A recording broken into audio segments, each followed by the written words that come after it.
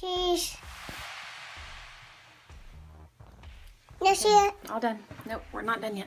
Welcome back to our channel, everyone. I am so sorry about the poorly lit footage at the beginning of this. We ran out of daylight because, you know, I'm a mom and my kids are crazy, and that's just what happens. So we're going to be doing this cranberry look today, and I'm hoping these pictures do it justice, but it's perfect for fall, and it was so much fun.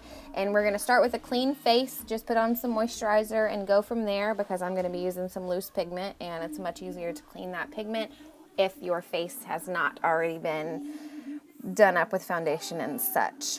So I'm going to prime my eyes with MAC Paint Pot in Painterly, and then set that with this big fluffy brush. This is a Morphe brush, but you can use any fluffy brush you want. Pick up Sand from Anastasia Beverly Hills Contour Kit, and just put that all over the eyelid where we had put that primer originally. Primers are great because they allow your makeup to last all day long, but they also can cancel out any discoloration on the eye as well.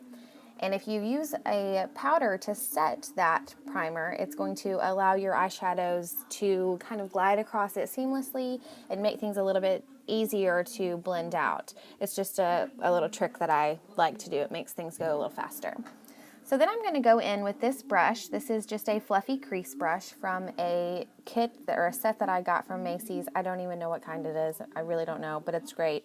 You can use any fluffy crease brush. This is just generally what I use for my transition color. And I'm actually using from that same Anastasia Beverly Hills Contour Kit, I'm using Fawn. It's a perfect brown. It's not super orange and it's not muddy. I just think it's great transition color for that crease. And I bring it up to my brow bone just a little bit. And then I'm going to go in with this right here. This is Poppy from Bare Minerals. It's actually a blush of theirs, and it's going to start bringing in more of those orange tones. Since we're going for a cranberry look, we're going to be using lots of orange, red, and kind of purple colors to really deepen it up. I love this color. It's so pretty, and it's great on the cheek as well. So we're just going to buff back and forth, back and forth. Yep. I have one and two. Yep. I have all of them. You can have two. You can't have all of them. There you go. So buff back and forth, up to that brow bone. We want to make, nope, you have enough. You have enough. Take these. Okay, here, take these. So we're just going to buff back and forth, windshield wiper motions. And we're just going to build up that crease color. So now we're going to go in with Heat Wave, which is just a more rich brown from Bare Minerals. It's got a lot of glitter to it, which I wasn't really worried about the glitter. I was more focused on the undertones to it. They're kind of red and purpley, and it was perfect for what we were about to do. Turn your hand over. There you go. So I applied that in my outer crease as well. And just whatever was left over on my brush, that's what I was pulling over to my inner crease. I wasn't trying to apply more and more and make the whole crease dark, because I was going to be going in with another color following that, and I didn't want it to be too heavy, so because the reds are really going to be what help you out with that later. So put it on that outer corner and really buff it out. Bring it out with the other colors. I like to bring it up to that brow bone, like I said, so whenever I look forward, you can still see those awesome colors that you created in your crease. I don't want those to disappear. And as usual, it's just all about blending.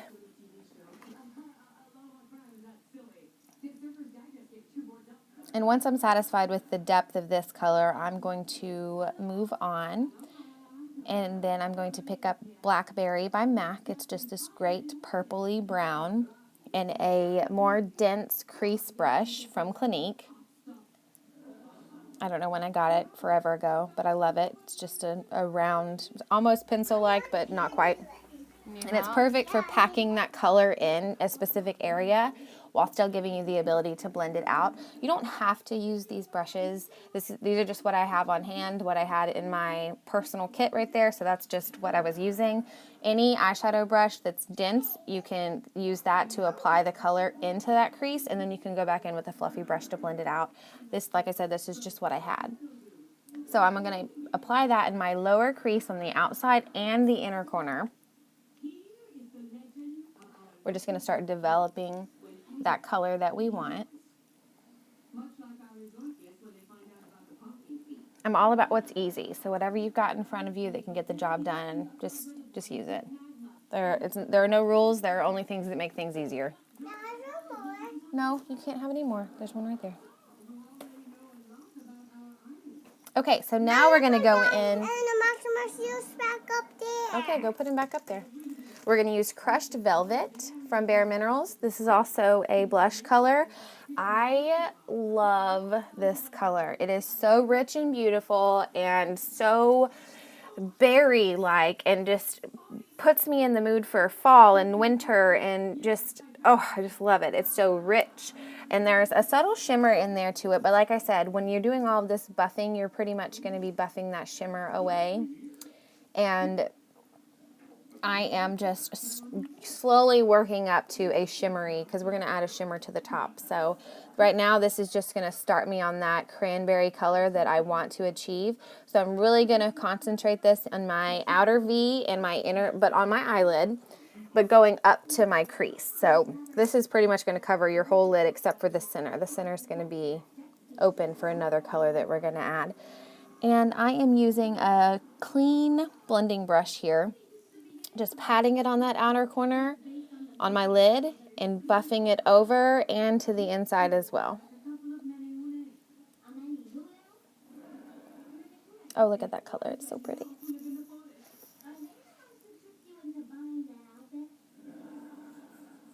And see, there's so much fallout. That's why I don't want to start with any foundation, so that we can kind of clean that up as we go, or wipe it away at the end and then put on our foundation, and we don't have to ruin any hard work or waste any product from the foundation that we applied previously. And you just go back in and you can deepen up the color to as much as you want.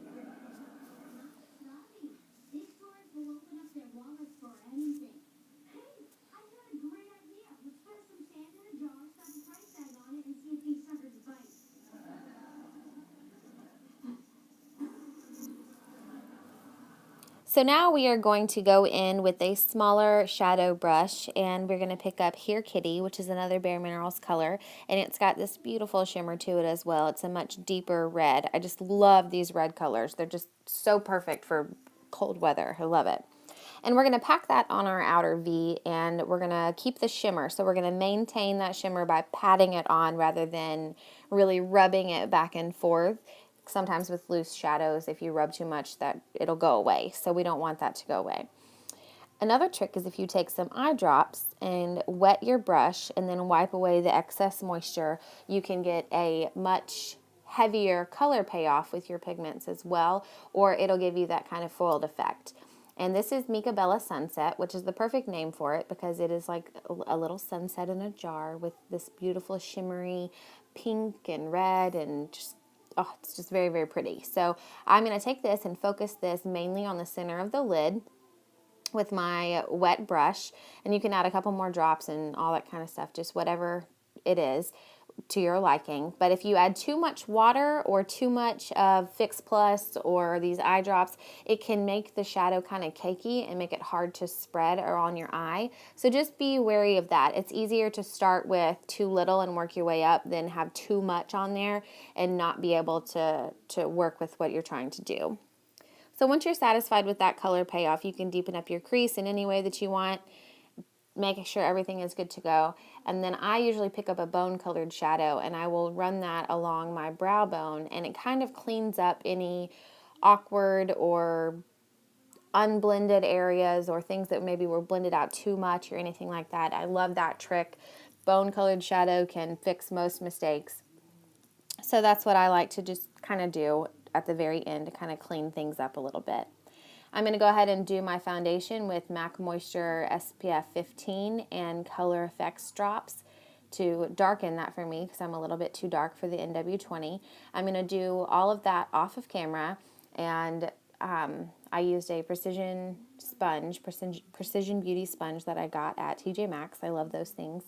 And I used Anastasia Beverly Hills Fawn for my contour and my bronzer, and I used Crushed Velvet, that same color from Bare Minerals, as a blush, and then I used Soft and Gentle for my highlighter, and I went back in and put a little bit of that under my brow bone as well.